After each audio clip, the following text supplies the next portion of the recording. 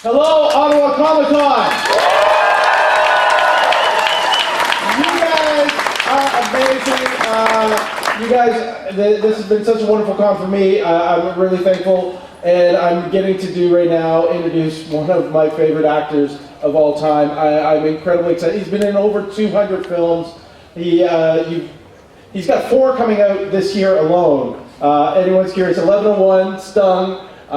He's got, I think, Harvard You're Down is coming out, which he's talked to me about. It sounds amazing. And then with Malcolm McDowell, he's got Kids versus Monsters, which has like an amazing title. So I'm very excited. I know you guys are excited. He welcomes you to take photos.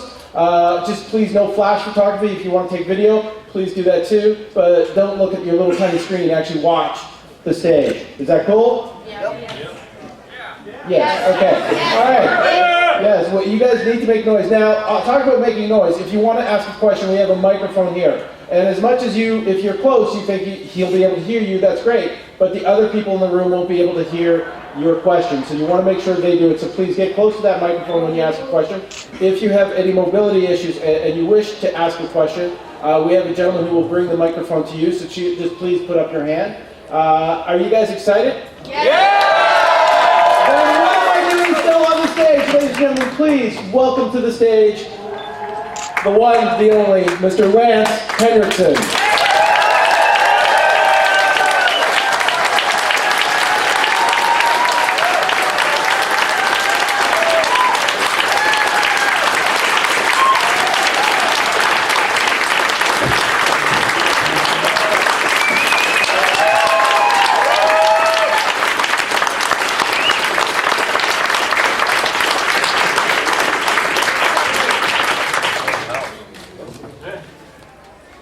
Full house? Oh yeah, now. A little more up? Okay. A little more down? I'm kidding, I'm kidding. Thank you guys. Thank you very much for the warm welcome. Really I do love Ottawa. I think it's a beautiful city. I was so surprised. I had no idea what I was looking for, what I was gonna see. It's a great city. Somebody asked me something, and I'd love to clear the air about it. They said, what made you want to be an actor? And I want to share it with you. When I was about 11, I went and saw The Life of Enrico Caruso. It was a big color movie, and Mario Alonzo was playing Caruso. And so it's a young guy in Italy, and he delivers ice, and he's big and strong, and he sings wherever he goes. Then suddenly he meets a girl who falls in love with him, and he gets very famous very quickly for that great voice.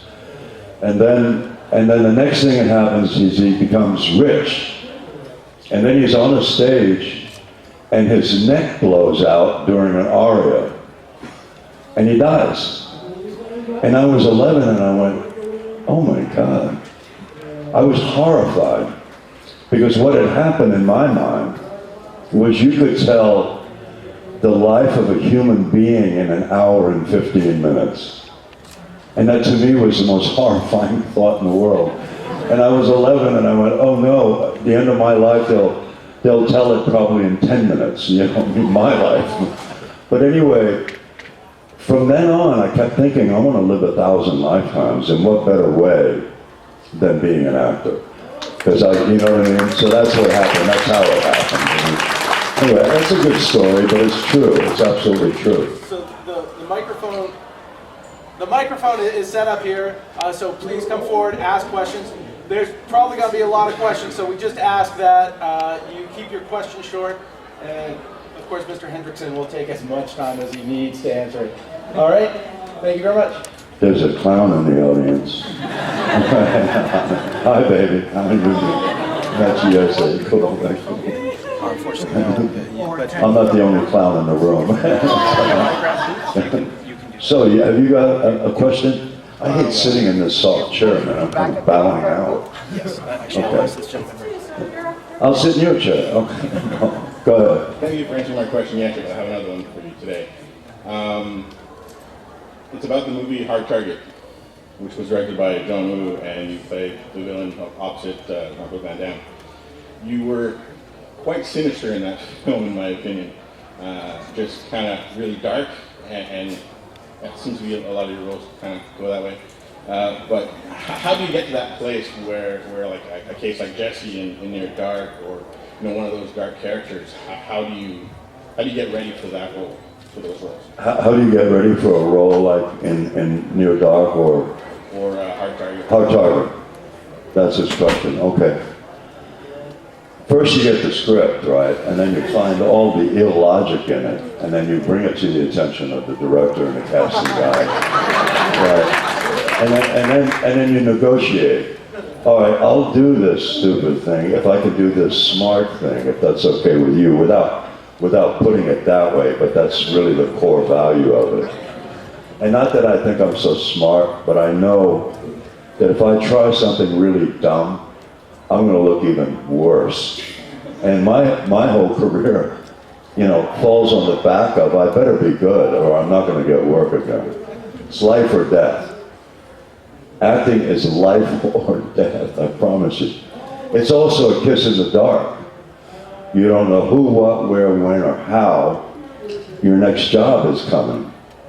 Somebody's thinking about me right now that I probably won't hear from for a year, right? So it's like I'm kind of at the mercy of the nature of the business. So when I get a role, I really want to work on it. This is maybe my last movie, you know what I mean? And so I better be good. I better really put my soul into it somehow.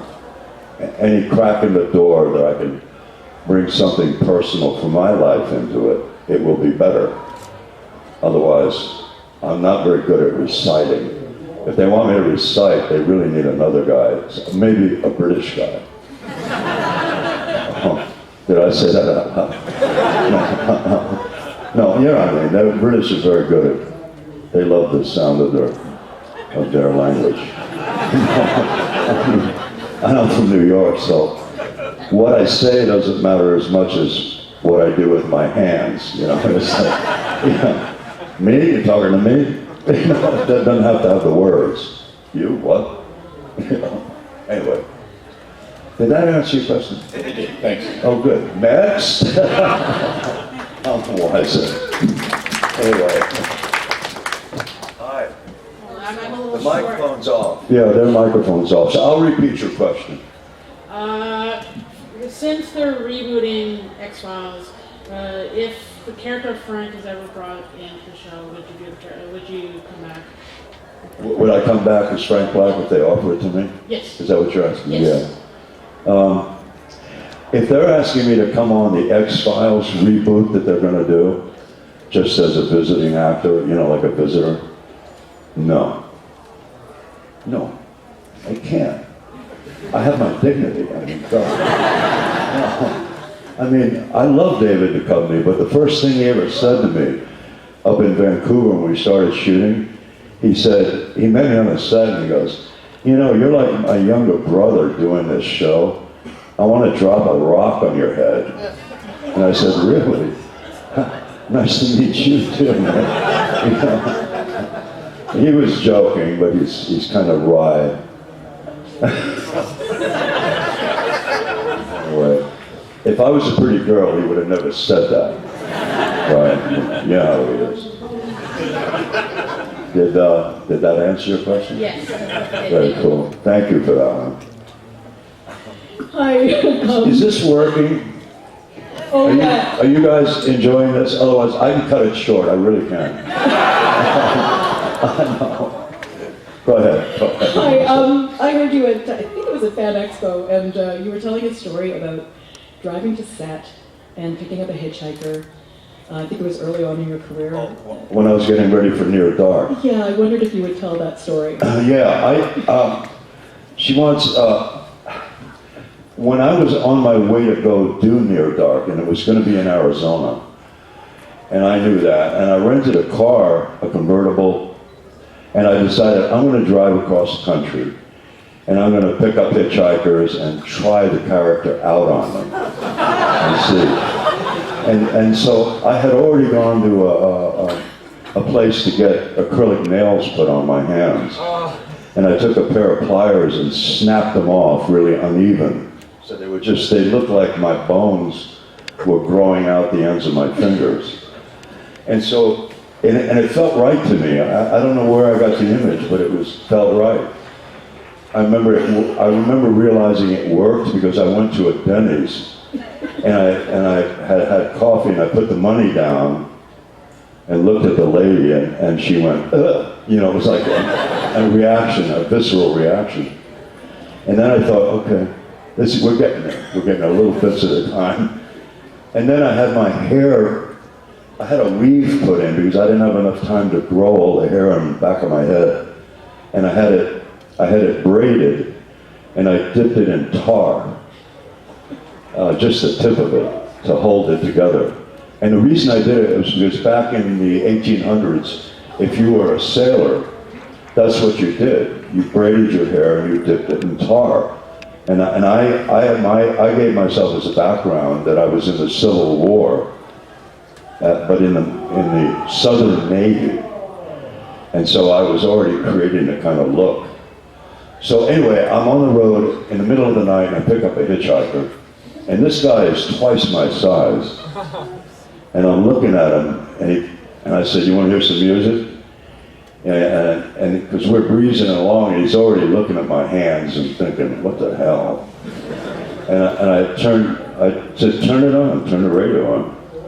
So he turns it on. I said, "That's not me. Turn that shit off." I mean, excuse my French. Is there any kids in here? Yeah, there are. Oh, turn it off. Okay,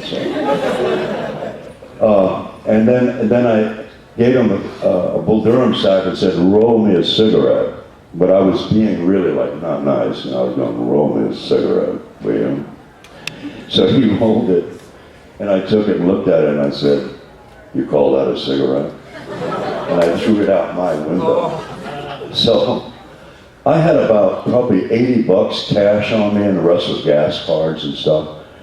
And by the time he had been in the car about 15 minutes with me, he wanted out. And there was a light way in the distance. He said, "That's where I'm going, right there, that light." So I let him out, and I gave him the cash I had in my pocket. I just said, I didn't tell him why, but it was because I tortured him the whole time. But I realized I was getting at the role, and what the role was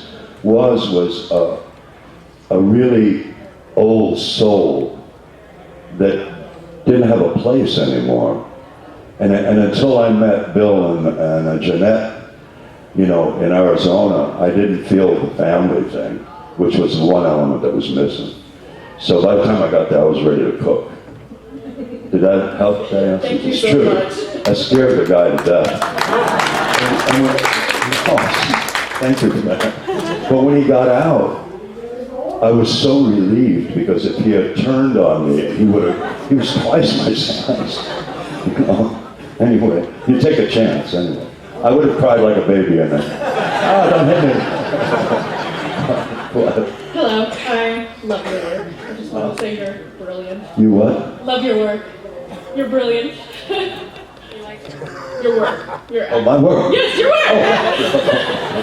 My question is, out of all the characters, which did you find the hardest to become or to relate to, out of all your characters?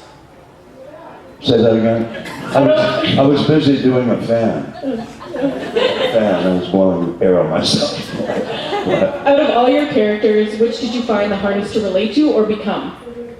I think Bishop was the most innocent character I've ever played. I loved Bishop. I mean, I was using myself when I was 12 years old. It was an innocent part of my life, and I forgave humans for being as brutal as they are and all of that stuff, because I knew I was going to outlive them, so I could forgive them, So I had a lot of structure going into it. We shot that movie in London, and I used to get lost. I was so empty-minded, kind of a kid, that I got lost all the time. I had to call them up and say, "Where am I?" And they said, "Where are you?" I was standing on a corner, and I give them, and they'd send a car. I was out of it. But not because I was stupid, it was just that I was into that mode. I have to do things like that because otherwise I don't want to get caught acting, and I don't really know how I do it, except that I gather all the information I can in life and kind of, it's an inspired moment when you get a flash and you go, I believe in that, I trust that. And that's one of the ways I do it, anyway. Thank you. Thank you. Wow, my long-winded. Holy moly. Hi. Hey, man. Hi. So I guess with the new sequel for Aliens coming out, are you expecting to reprise your role as Bishop or Weyland at all? By chance? It seems there's a party going on behind me. Did you hear it? Yeah. Do I make, what did you say? Oh, are you expecting to play Bishop or Weyland in the new Aliens sequel that's coming out? Well, the guy from South Africa, you mean, the director? Yeah. I already talked to him via the internet. I don't know what's going to happen with that. That guy's super talented, so I would be happy to try whatever it is he came up with. But I don't think there's a script yet. I think him and Ridley Scott are hashing it out now. I'm sure it's going to be good, though. He's so good. Yeah. Yeah. Yeah. Thank you. Yeah, and answer to your question, though, of course I'd be willing,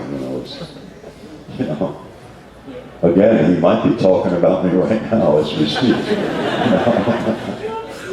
Like a kiss in the dark, that's what it is. Thank you. Thank you.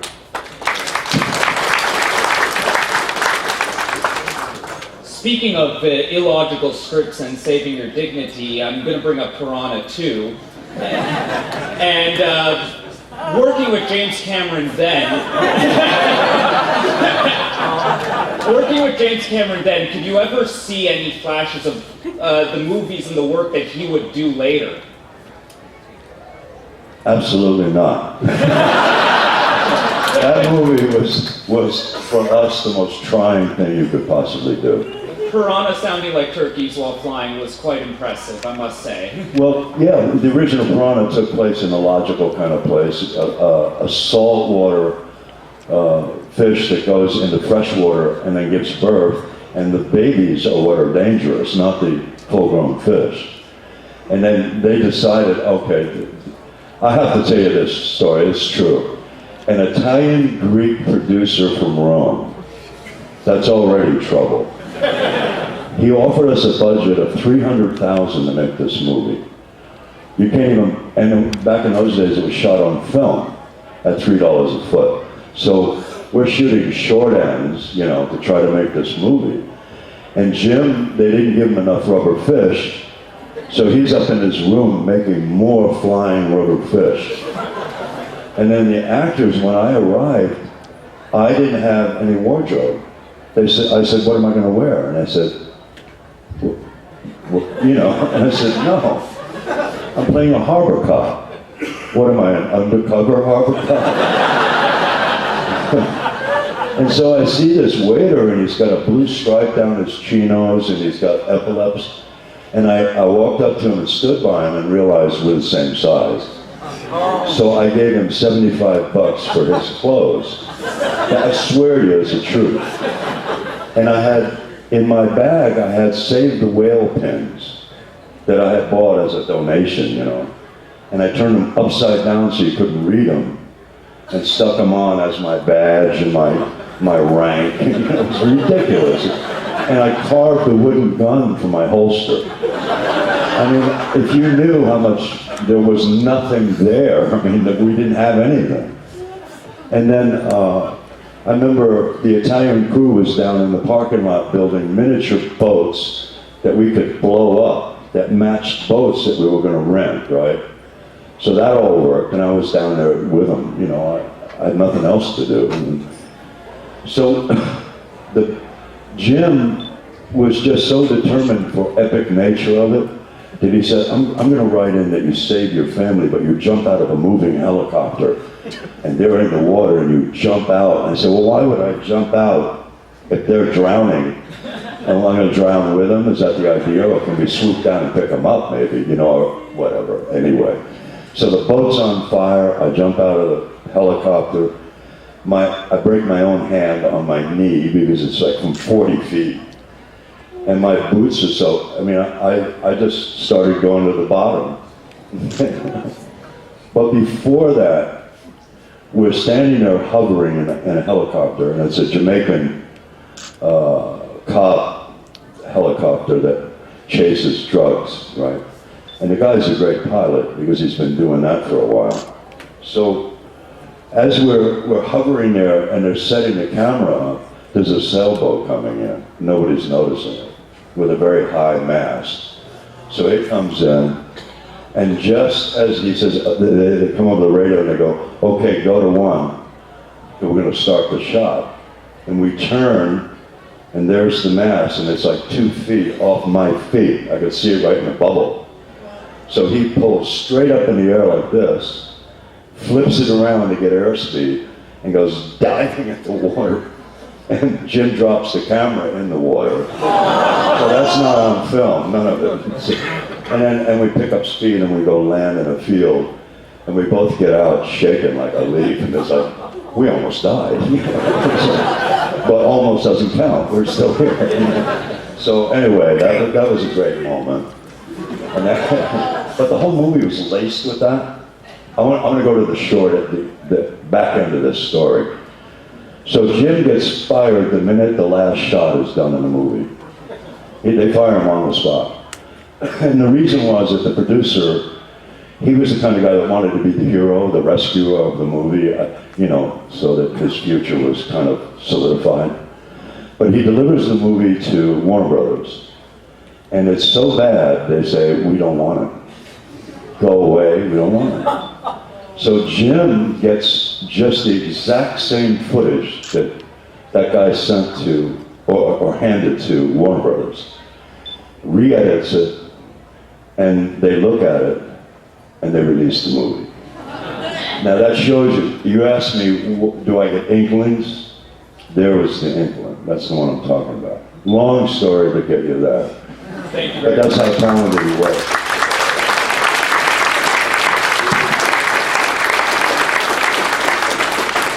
Afternoon, sir. Thank you very much for coming. I'm a huge fan of everything you've done. My question, I apologize in advance, it's a little silly. I've been thinking about it all week, though, and I had to ask this. You're famously the original actor to play the Terminator in the movie. We're supposed to play the Terminator in the first movie. Instead, you had Arnold Schwarzenegger. Decades later, if you got to take the first shot, could you take Schwarzenegger in a fight? It really depends on where and when. You know what I mean? Straightforward, like running full tilt at a bulldozer is not a good idea. I think what I saw as an interesting way for me to play it, because I'm not a physically giant guy, and it was never necessary for it to be that, but it ended up being good. But the thing is, I would have done it more like have you ever been around a really venomous spider? Yeah. They're really terrifying, and they move fast. And the other part of the equation would be that it's reptilian in the sense that it's merciless.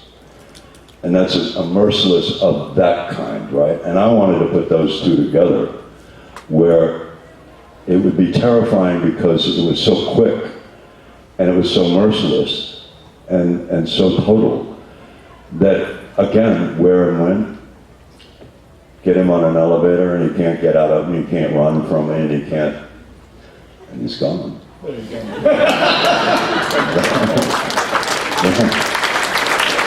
And it's fairly bloodless, bloodless anyway.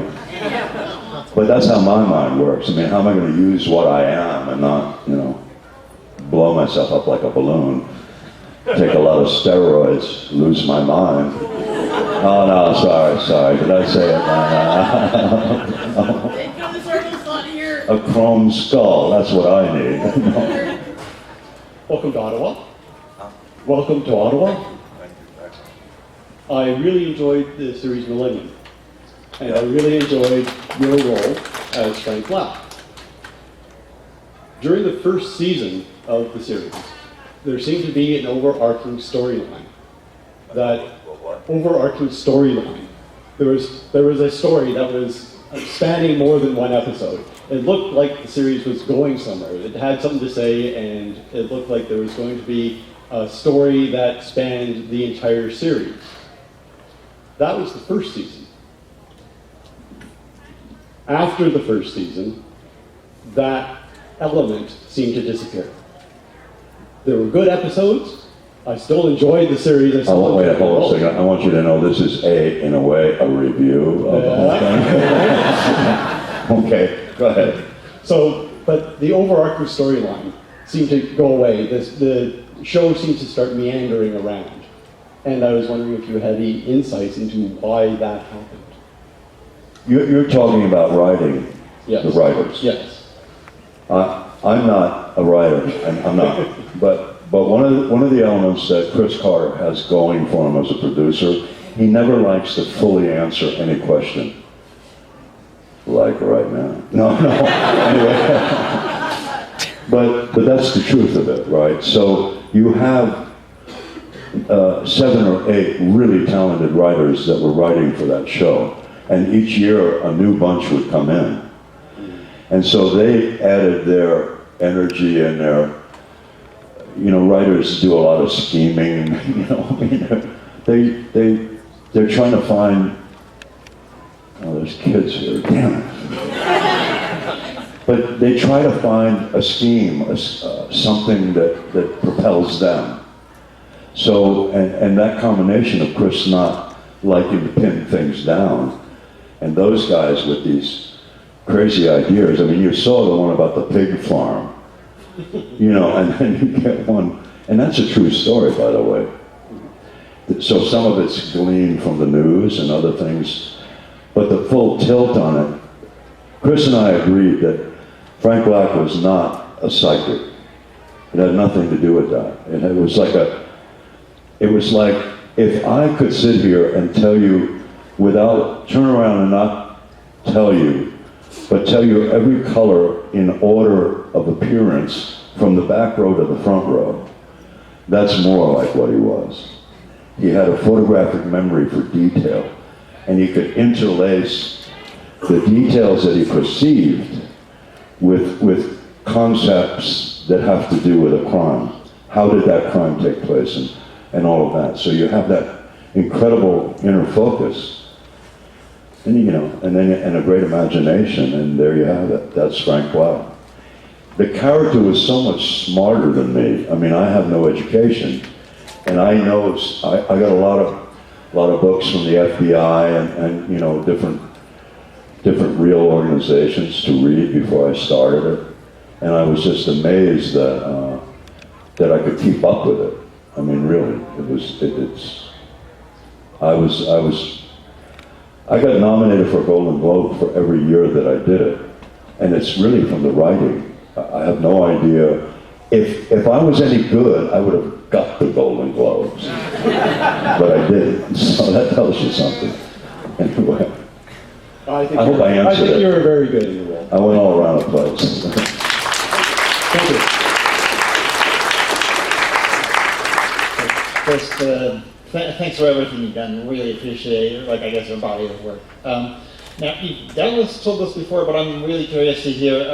Can you tell me what it was like getting the role of Bishop? So just the experience. You wanted to know what it was like to get the role of Bishop? Yeah, well, I had to audition. Okay, yeah. I guess just I had done 2 movies with Jim, and I still had to audition. and he tried to soften the blow by saying, well, when you make a movie in England, you have to see everybody that could potentially do that role. And I said, there's a lot of people in England. Are you kidding me? He could have been anywhere from 20 to 60, who knows. But anyway, I was really happy when I got it. And I had already done a lot of work on trying to figure out how to do it. And then Jim called me from London and said, I'm trying to figure out how to introduce Bishop. And he said, you remember the knife trick we used to do when we were kids playing, with a knife? And I said, sure. And then I started collecting knives, knowing I didn't know what he was going to pick. So then that's where it all went. And the rest is kind of history. Yeah. Yeah, thank you very much. Yeah. Thank you, buddy. Thanks. Yeah. Hi. Before you came out, we got to see a little highlight reel of your career, but you've also done voice work. You have a very powerful, recognizable voice, and you've done some video game voice work. I'm a big fan of the Mass Effect video game series. I imagine at least some people in this room are as well. And you played Admiral Hackett. So I was just really curious about how you got involved with that role specifically, if you want to go there, or just how you got involved in video game voice acting, and as such an accomplished actor, what that process was like for you. Well, when I started acting, you couldn't hear my voice. I had no voice. I talk monotone. I go, yeah, how you doing, man? No, I'm from New York. I didn't have to bellow it out. So, yeah. Why, so, you know, no such maiden, no such men as these. You reckoned up with Stephen Simon, and that's agreed. And the director would go, you've got to take some lessons. You've got to, you've got to push it out there.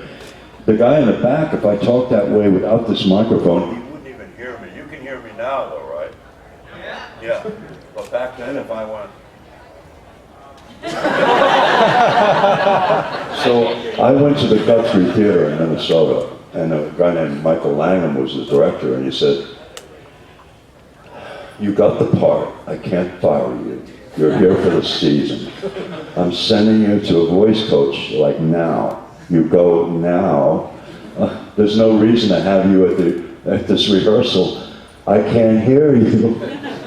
It was really embarrassing, but there was a woman named Fran Bennett who teaches the link letter way of getting your voice to open up your throat and a voice come out.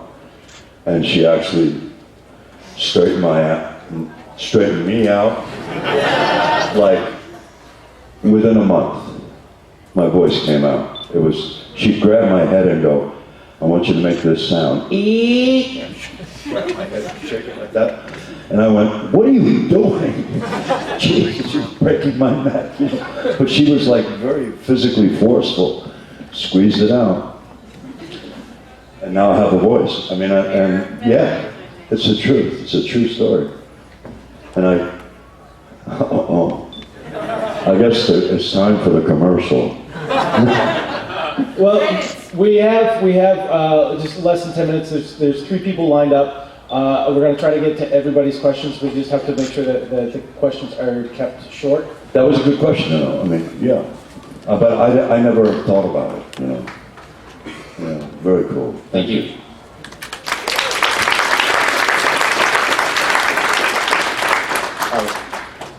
Both, right. So I was wondering what your relationship was like with James Cameron, because you seem to die quite a bit in his movies.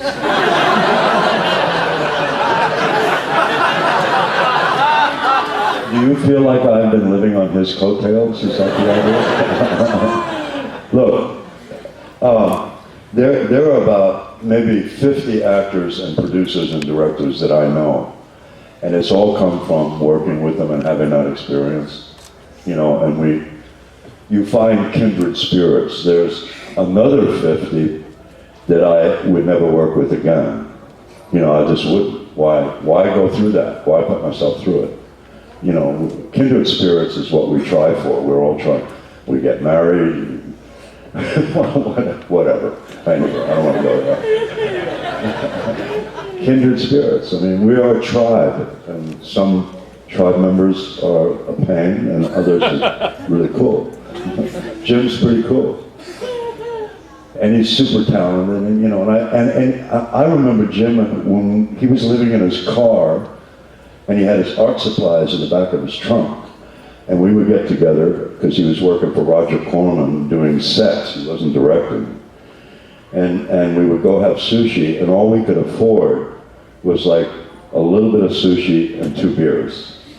We'd put our money together. Neither one of us had any money. And so that's a long time ago. But he's had the most exponential rise of anybody I've ever known. I mean, he went from Piranha to, I don't even want to mention the name of that thing. That's equivalent to The Visitor. Have you seen that turkey? Oh man! And it had Mel Ferrar, Shelley Winters, Glenn Ford, John Hewson, all those people in it, and it was just a turkey. They got a vacation out of doing the movie in Rome. That's why they did it. I mean, it was like, anyway, that's not what you aspire to, you know. But I like people that have a creative bent, that they want to do something special. And I've been lucky enough to be around them. We've been around each other, you know, so. Thanks. You're welcome.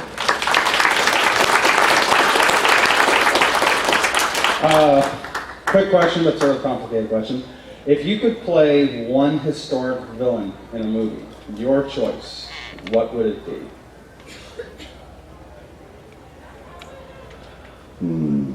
If I could play the worst villain ever, what would it be? Historic villain. Historic villain.